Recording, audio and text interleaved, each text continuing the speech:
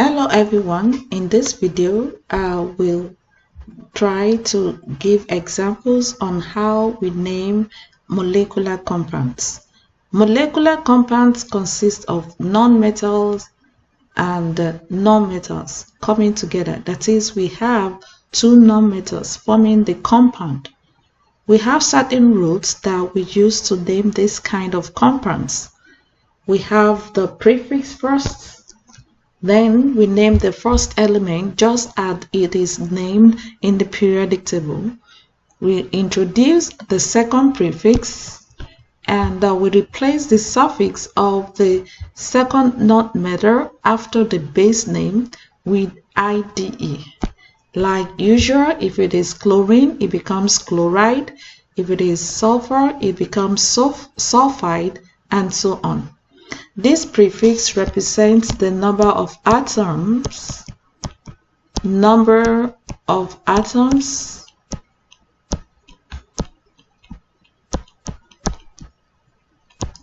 of the element that we have in the compound. We have these numbers 1 to 10 for this prefix. 1 is mono, 2 is di. For naming, we use di and not bi. 3 is tri, 4 is tetra, 5 is penta, hexa, hepta, octa, nona, and 10 for deca.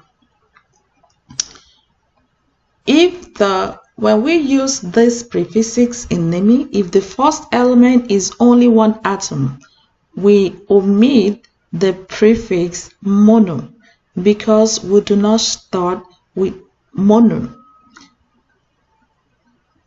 However, if the second element is only one atom, we include the prefix mono. For example, if you want to name this compound CO, this is a molecular compound because we have carbon and oxygen, which are both non-metals. So because we have one atom of carbon and oxygen, so carbon here is mono. Like we say, we have to omit the prefix mono because the first element here is one atom. So we have carbon. The second element is one atom. In this case, we have to include it because it is the second element. So we have carbon monoxide. CO2 is going to be named carbon. The second element, the prefix is the oxide. For BF3, like we said, the first prefix is 1. We omit the mono, it becomes boron. And the second prefix, which is the number of the second of the atom in the second element, is 3.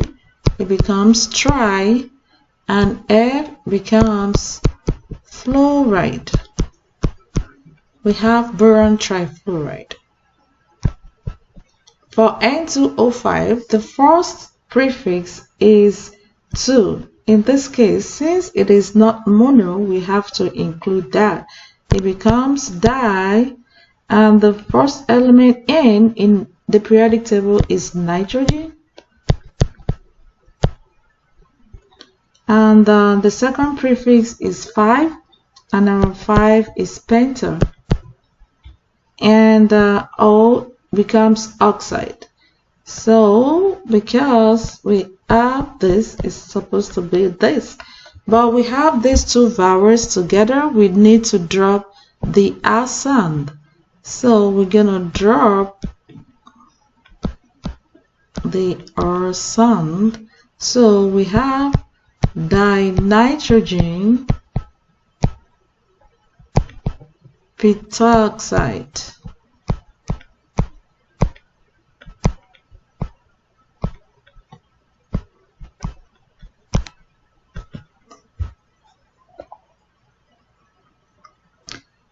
For P4O10, we have 4 to be tetra. P is phosphorus.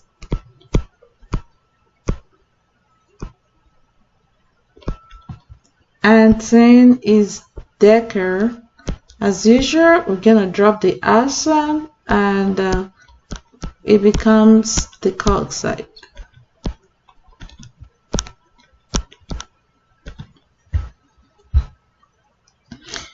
In the same manner, we can write formula from names. In this case, we have dinitrogen tetroxide. Di is 2 and this nitrogen in the periodic table is N, becomes N2. And this is oxide is O. We have tetroxide, which is 4. We do not reduce this because this is not an ionic compound. So this compound still remains N2O4. We have phosphorus, which is going to be P, and of course, because we do not have anything here, it's 1. And chloride is Cl. We have tri, which is 3.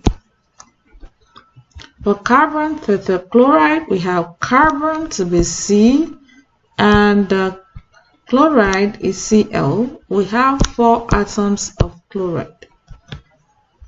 I hope this helps. Thanks for watching.